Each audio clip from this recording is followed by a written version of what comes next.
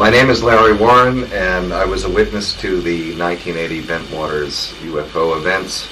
And what we're going to do today is return to the sites in question, the main site of the activity where the big night of events, I should say, took place, and also to see both bases which are now closed and point out key sites. My name is Peter Robbins. I'm an independent researcher and writer who's been working with Larry Warren developing this Bentwaters story into a book called Left at East Gate. We've been working together for 6.5 years, and I'll be along for the ride today on our trip. Right now I'm standing with my back to the to the entrance, to the gate entrance at RAF Bentwaters, now closed, that Larry Warren first exited through on the night of his involvement in the incident. If Tony pans the camera, you'll see a deserted gate entrance that was of such high security at a certain point you couldn't even get close to it.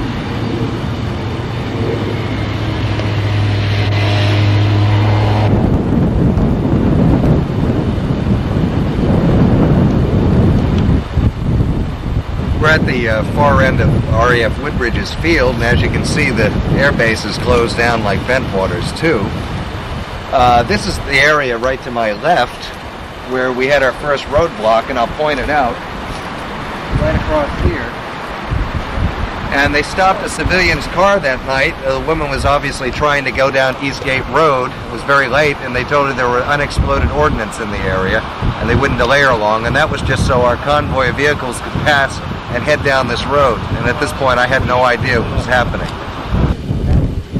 I'm standing at East Gate at RAF Woodbridge, and it's right behind me actually. And on the 27th of December, a security police patrol observed lights for the first time out in that direction, down Eastgate Road in Rendlesham Forest. And of course, all the trees are gone now, but it was a tall pine forest at that time. And the first reports were made to Central Security Control right from that guard shack right there, reporting these lights, and they were given permission to go out and investigate the sightings. One law enforcement officer and 2 security people went out into the woods and had a series of extraordinary events take place.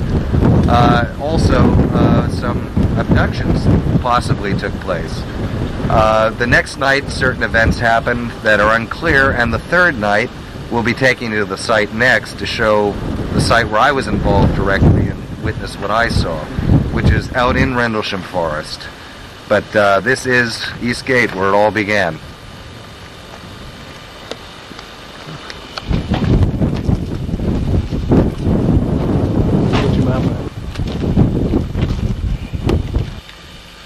Okay, well, I wrote this a few days ago. I try to leave little markers for anyone who cares in the future. And this is a Forestry Commission sign, and it says, "Walkers are welcome in this wood." And then I wrote UFO 26 to 29 December 1980. You have the right to know the truth, for you folks in England. And for further information, and I added, contact your government. And I wrote a former member of the 81st Security Police, USAF. And it should be a marker here for this stuff. On the night of December 29th, 1980, this is as far as we got in the vehicles into Rendlesham Forest, and we all stopped. This was more of a circular area at that time. It's been spread out due to clearing of trees, and there was an armory vehicle parked right about here.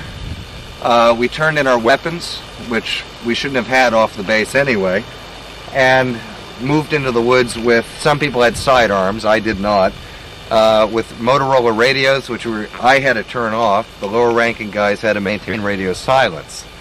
Colonel Halt met Lieutenant England, who was in my truck, and they moved out on this path when I first got here with a small group of people back into the woods.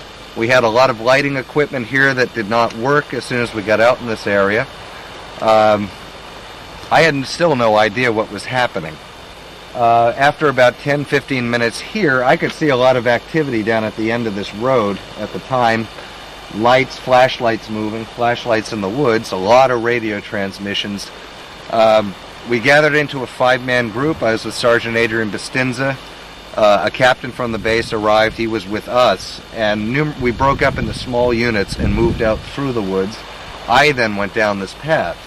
It's impassable now because of the new trees, but we got down this path and turned right and continued that way through dense forest with trees much like this right here. They're all gone now.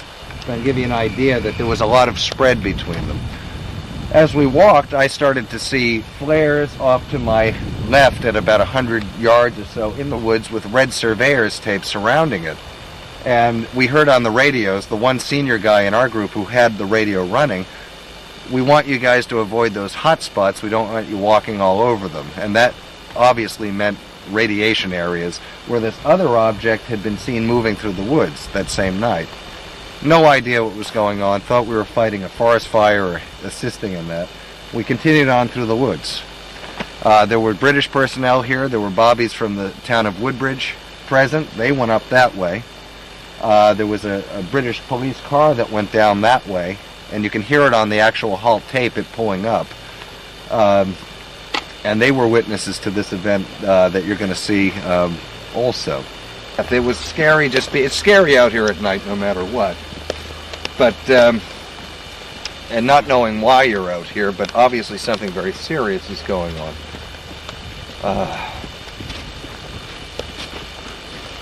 My back is to the logging road that we've walked in on, to this area called Capel Green, which was the site of the incident on the third night of incidents for RAF Bentwaters. You folks that are with us right now are the first English UFO researchers who have ever been walked into this area by an eyewitness who was involved in that night. With the exception of myself, our friends the Warnocks, to the best of our knowledge, no one has come back to this area with an awareness of where they were, what happened. Here we go. Follow the man. Well, there's a couple things to set up because you've probably read about them, but obviously I didn't make this route coming in. I came in through here. There were tall trees at the time, and this is where I started to see that there was something ahead of me that was very out of the ordinary. Walking through, we kept saying, a buddy of mine next to me, Adrian Bustinza, said, "This is just like what happened to me in Alaska." And I'm like, "What happened to you in Alaska?" I have no idea what this man's talking about. There was an old tree. Here's the stump right here. Literally, Central Casting couldn't make this up. This was a tree in 1980. This is the stump, Peter. We found it again. And I came up and I saw my flight chief, Robert Ball, attending to another airman I knew. He was rather new on the base also, who had his head in his hands, sitting right here. Really out of control, very upset. And I was in kind of perceptive shock at this time. Really, everything blended together. If you turn around, the field was illuminated. This field right over this rise. It was illuminated, and I'm looking at it. We walked by this, not by light all, by this object on the ground. These brambles that you're seeing were tearing at my legs and everyone else. There was an old fence here at the time. It's gone now. Barbed wire. Be careful. And we were accused of breaking a fence. Well, I don't know about that, these stories, but the fence was flat, so we walked right through. And I'll describe what I saw next. Geez, Larry, it's really amazingly apparent today. Look at it. Yeah. Son of a bitch. Well, the first thing that happened, this is the field. We came to this rise and I stopped right about here. There was security police all over the place. This tree was illuminated a yellow, and I used it as a marker that night. Off in the distance, you'll see a farmer's house, and the light on the left second floor window was illuminated, and there was a white car parked there. You could see it. This thing illuminated everything. There was a circular... Peter, go to the dead center. You're going to bear to your... No, you're going to bear more left. Peter's heading right now to the approximate... Keep going. Stop. He is probably in dead center where this illuminated, transparent light on the ground. It was a foot in height. It wasn't hovering or anything. It was a circular thing, probably 50 feet across. It was self-illuminated. You could see through it at times. This field was all green grass, just like you see out there in December of 1980. And you could see through it at times. Right over here, Peter, walk to about where the cameras were set up. You want to come back this way, and you want to stop right there. These were there were Air Force or our base photo labs or public affairs cameras set up. One big motion picture camera and one small, well, at that time video technology was quite bulky, smaller video camera. There was a lot of personnel over in this area. The second fence was not here. We were told to move on into the field. Sergeant Pastinza and I stopped right about in this area. The first thing I noticed, that I watched the cameras shooting all the while. This mist object was a good 20 feet away from me. It was only this high off the ground. It was not hovering, and that's been misrepresented through the years. It was about this big, high, and we were watching it. There was a lot of security police from D-Flight. 2 English bobbies were right over here. Over in that way, some senior personnel started to move into the area from beyond that big log over there. If you see that tree turned down, that's where the senior officers started to come into the field. As we were watching this, there were disaster preparedness personnel out here with Geiger counters going in a almost half clockwise motion around this thing on the ground. The next thing I know, Sergeant Pastinza nudges me on the arm. I see the lights on that house. I'm saying, Christ, somebody's watching this also. Still, again, you wouldn't have thought this was a flying... It wasn't. It was a solidified mist. That's all I can describe it as. Sergeant Pastinza knocked me on the arm, and 2 cows were walking. At this time, there had to be farm life here, farm animals. 2 cows walked up and were staring at this mist also on the ground. I never saw them again after this next event I described happened. We never saw them again. I can't say what happened. I used this tree as a marker. I think we've shown that. It was illuminated, and I said, I have to come back to this area. And sure enough, that tree is no different than it was. From that stand of center trees right there that crop out toward this field, I noticed a small red light over the top of them. It moved in. We thought it was an aircraft. I did, because the runway is just about 1.5 miles that way. And it moved in over the field in a downward arc so fast, stopped. It hovered about 20 feet off the ground. It was the size of a basketball, American basketball, self-illuminated, not quite red yet. That's the closest I can describe it. As soon as you could get a fix on it, this thing exploded. Light showered down where Peter is. This is how close I was to this event happening, and everyone else. Showered down on this object. I can't tell you how long that happened, but my eyes were flashed out. Some personnel ran right back over this rise into the brush, and a lot of us were left just standing here in shock. In the place of that mist was a solid, all I can say is solid, I didn't touch it, machine. It was about 30 feet across the base. It rose to about 25 feet in a sharp angle. It had delta appendages that came out of it. I can't tell for sure if there was landing gear or not. It was so low to the ground. No windows, no markings, no flag or country of origin, nothing. You could hardly look at it dead on. If you looked at it at the side of your peripheral vision, you'd get a shape of it. And there it was, clear as a bell. We could not move. At one point, through this event, which seems like a dream state at this point, if you can imagine, I couldn't, even thinking about it now, can't really comprehend the full dimensions of it. Myself, Sergeant Pastinza, one of the disaster preparedness gentlemen, and my shift commander moved in on this object. We were ordered to move in on it for whatever reason. I walked like this, clearly. And I'll use probably within this much distance. Say Peter is the front face of the object. Standing this close, we cast shadows upon it that went up at an angle. They had Geiger counters near it. We had to walk back and forth. We walked at this angle, and we had no armament, so there was no useful reason for this. And we walked back. There was a light that would come down on the shadows of our heads. Now, to cause a shadow effect on this object is strange because we couldn't get lighting equipment into this forest. None of them would work. But it was pulling our shadows.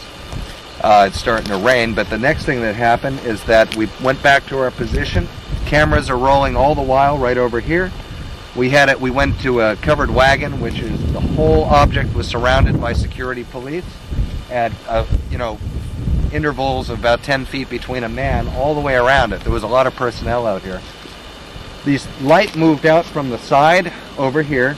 I'll show you. And it moved like this. And it came around. It was one piece of light this wide. It was about this high off the ground. The light split into three individual, not round things, but almost cylinders of light. And then started to dim. Within the light, you could see clearly what looked like eyes, facial features, bright clothing, and some other device or something, but the legs and the lower extremities you really couldn't make out. It was almost translucent, a bluish gold light. This thing stood here, it floated here, it moved toward the front. There was a lot of activity, cameras flashing all the while. Our wing commander, Gordon Williams, came in from that area with senior officers. He walked like this. I recognized him. He was 6'7" or so, very tall man. Walked up, conversed with other people in his group. Also Donald Moreland, who was the squadron leader at the time, was present. Walked further up within this much distance to walk toward me, Peter, and I'll show you the proximity. You want to stop now. To these three beings, or whatever you wish to call it. What gave reality to the event is that the center one adjusted its head to his height. That said to me that these things were in fact alive. There was no sign language, contrary to good editing on our American home box office from a BBC interview. There was no handshakes, and there was no exchange of Milky Way candy bars. What happened next was basically just a face-off. If there was any communication, it was telepathy. Who can say? I don't know. I've never said those things. Funny enough, Gordon Williams looked. There was a sound in the woods that sounded like a tree breaking. I don't know what it was. These things retracted under a delta type of thing. Their arms, which you could see arms, moved up tight. And then after a standoff for a minute, it was very tense, they moved back closer. You can come in more here. And I'm standing right there watching. I was about 25 feet away from all this activity. He was looking down. These things, mind you, were about this big physically. Off the ground still. There was no standing, no three-dimensional shape to them.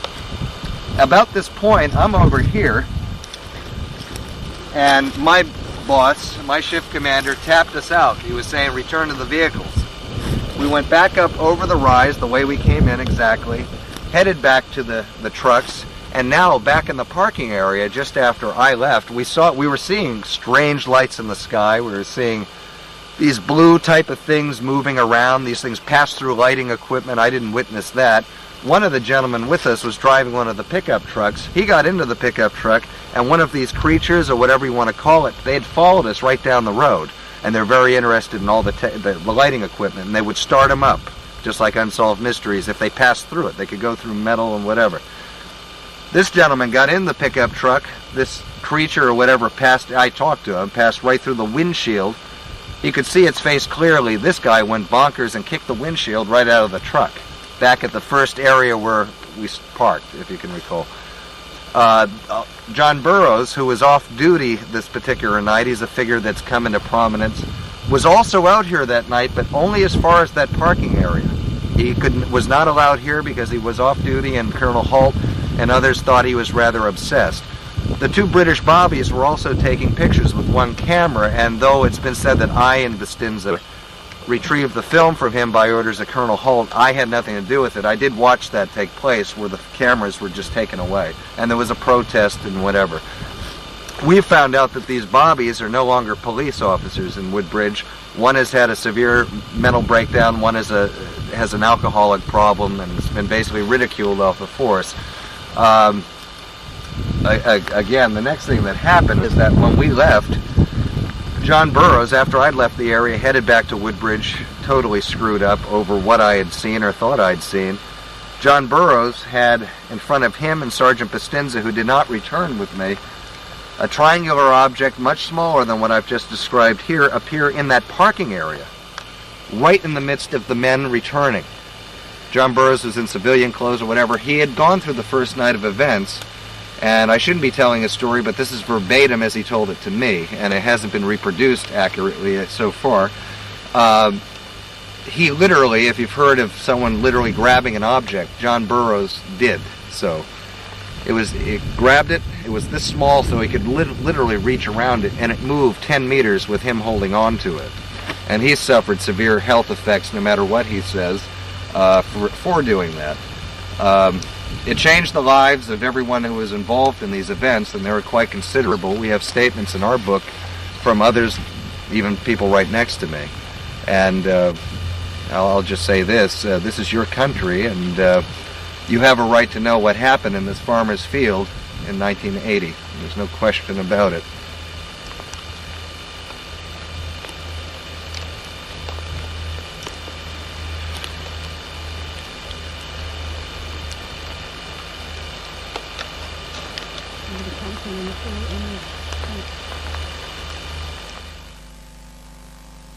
At that moment that I'm saying now. It's a thrill, really, because it's like a release of energy. You can just say, hey, all right. for better, for worse, and there is enough evidence to back it up other than just my mouth flapping. And, Well, that and was it's good. also It's part good. of the thing. I mean, It's only 14 years ago, really. Roswell's 1,000. That's it was just snapped off at the top. I think Yep. partly because storm did that. I've always considered myself an independent. This was all dirt track.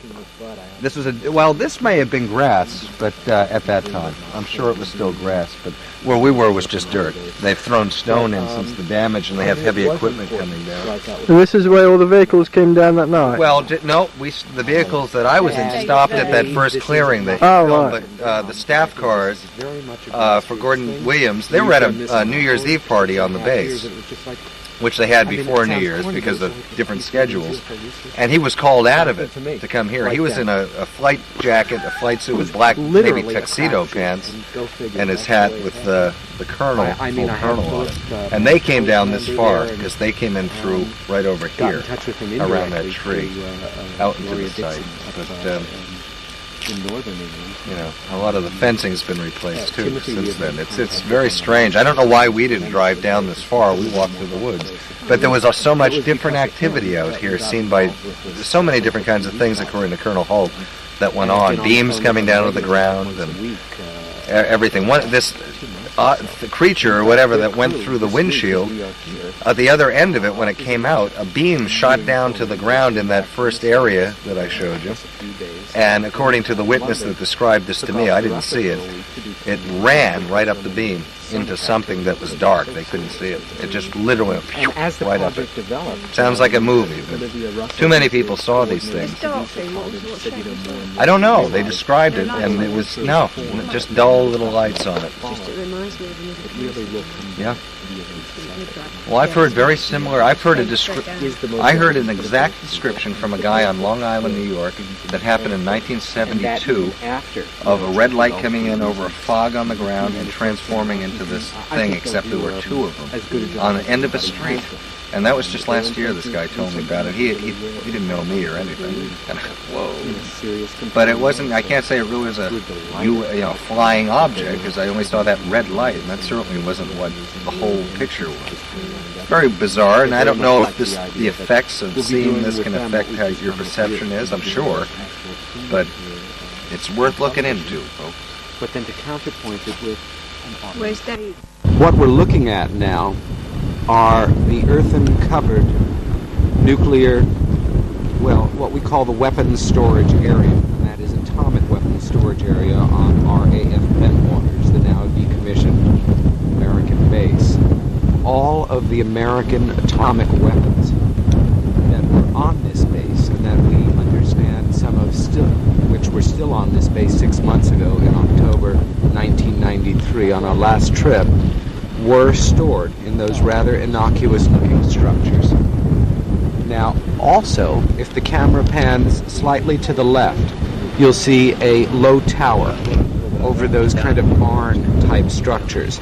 That is the WSA Tower, and that is the location from which the UFOs in the 1980 incident that Larry was involved in were first observed.